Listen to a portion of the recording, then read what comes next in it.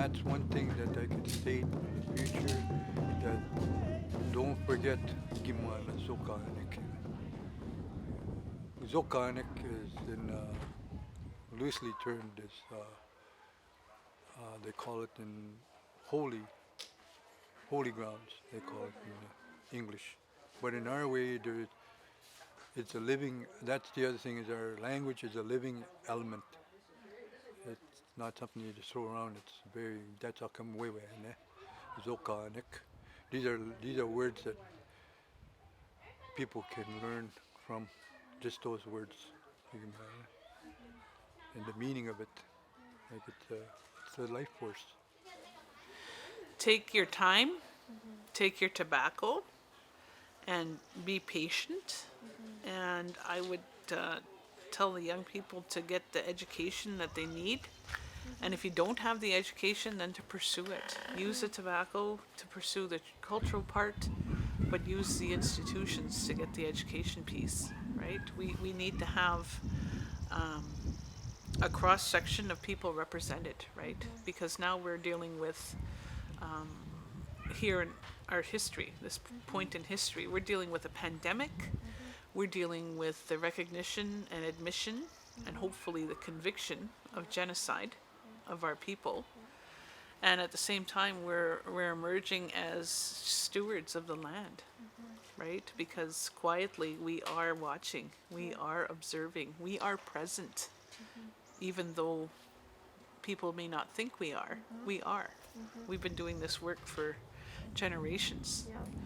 And literally, any young person that wants to take up that work, you are the one that your ancestors prayed for. Take it up and do it because you have all those people behind you.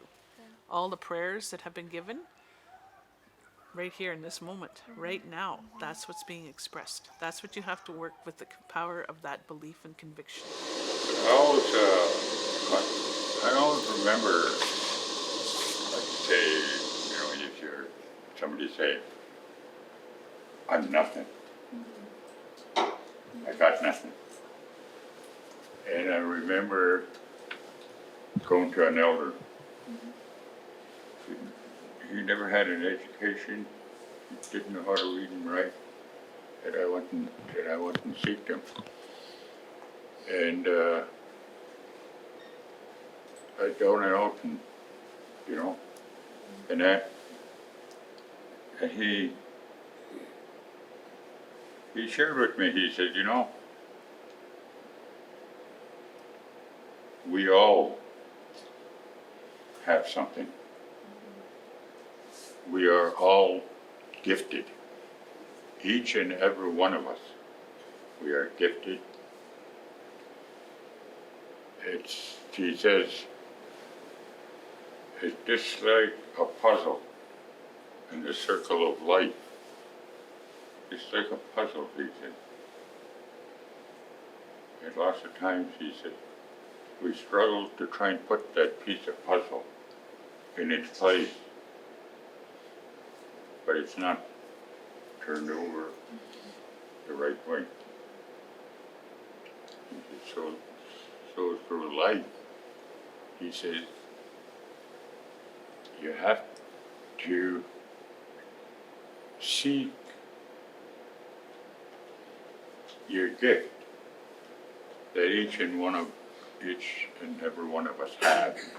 When you start to grow and develop, just like something from the forest that is coming up, that is always watered down. That's one of the things why he said, go out and sit with the elders. He says, because they will share things with you in that circle of life and things, then you will start to understand of the gift that you have. And it'll slowly, as you go out within that circle and start to share and speak with one another, you will start to learn and you will know where that puzzle, that piece that you have can go. And as it's not like that, he says, it's like that. he said. So you will see the bigger picture of life. Each and every one of us have. I says, try and talk to a person that you trust, even a white person, a black person, or most of all your own kind, Anishinaabe. Tell them to give you the power you need to listen good and make sure that you understand what he's telling you so you don't fall off the side of the road and do it. And re-educate yourself, I said, from what you were when you were born. I would learn as much as I can from every religion and every person that you meet, because there's lessons in everything that comes in front of you. There's a lot of pain that our youth carry because they don't know what happened to the generation before them and the generation before them. But now we have resources to heal, and we have more unity. So I think a message for the youth would just to remain resilient and just to keep evolving and keep going forward no matter what. It's nothing but up from here because everybody has made their sacrifices before us.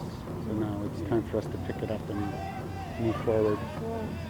To be proud, and not educate yourself, and not just educate yourself in every aspect.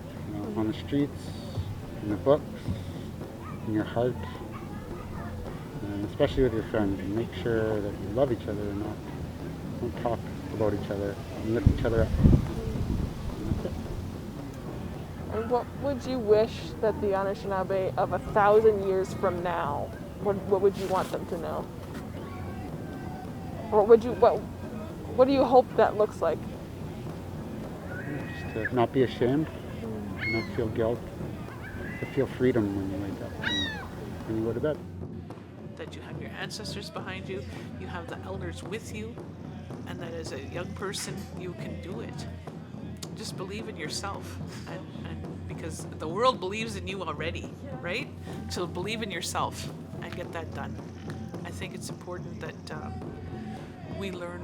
I want to see, for me, when I get old, I want to have young people talking the language around me.